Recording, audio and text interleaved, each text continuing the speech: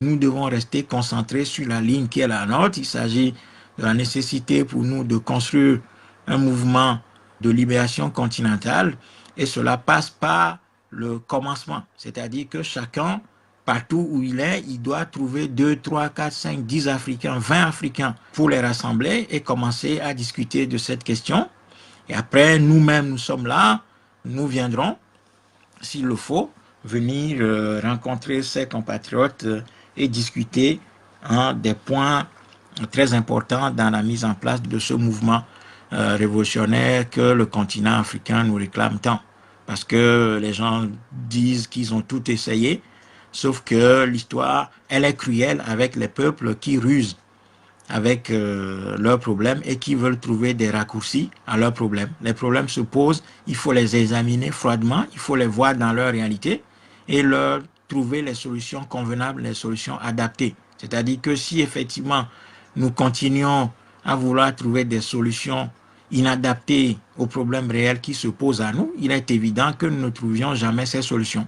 Il est évident que nous nous fatiguions sur des pistes qui ne nous amènent pas aux solutions, mais plutôt d'impasse en impasse. C'est pour ça qu'il faut à un moment donné reprendre ses esprits calmement pour voir quels sont les principes et les lois sur lesquels repose l'histoire, quels sont les enseignements que l'histoire a donnés aux peuples qui sont dominés, comment les peuples dominés se sont pris pour s'en sortir. Aussi, il y a quelques personnes qui disaient qu'il faut qu'on rassemble tout le monde. Bon, non, notre vocation, je le dis encore une fois, le Mortra ne veut pas rassembler tout le monde. Ce n'est pas tous ceux qui disent panafricanisme qui sont dans le combat. Donc nous, ce que nous cherchons à faire, c'est d'abord clarifier nos idées pour pouvoir trouver les moyens qu'il faut pour les implémenter, pour pouvoir mettre en œuvre nos idées. Et dans ça, un courant idéologique doit s'affirmer avant de chercher les alliances. L'idée n'est pas ici d'aller rassembler les serpents, les coqs, les agneaux, les loups, les léopards, les guépards, les crocodiles, les lézards et les rassembler dans un cadre unitaire pour dire qu'on est en train de faire l'unité. L'unité ne se fait pas comme ça. L'unité se fait sur la base des idées claires. Et la confusion des idées entraîne forcément la confusion des moyens, ce qui entraîne, in fine, la paralysie de l'action. Donc, nous sommes dans une clarté. Ceux qui veulent travailler autour de ces idées-là, c'est eux que nous sommes en train de chercher à rassembler d'abord. Après, on verra les alliances. Donc, voilà, nous, notre méthode de travail, c'est ça.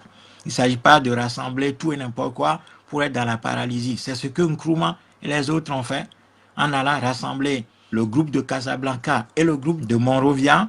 Et ça a donné ce que ça a donné, c'est-à-dire l'Organisation de l'Unité africaine, l'OUA, qui a été convertie ensuite en Union africaine, ce qui est le détournement des idées de Nkrumah et de ses amis. Donc voilà, nous ne voulons pas ça.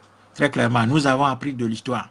Nous avons grandi, nous avons appris de l'histoire et nous savons quelles sont les erreurs et les fautes qui ont conduit parfois à des tragédies dans notre histoire.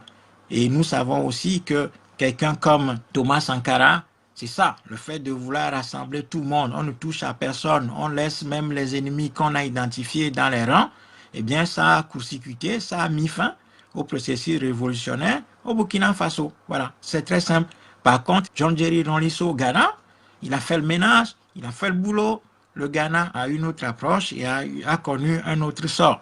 Donc il faut être lucide, hein. Nous sommes très lucides. Voilà.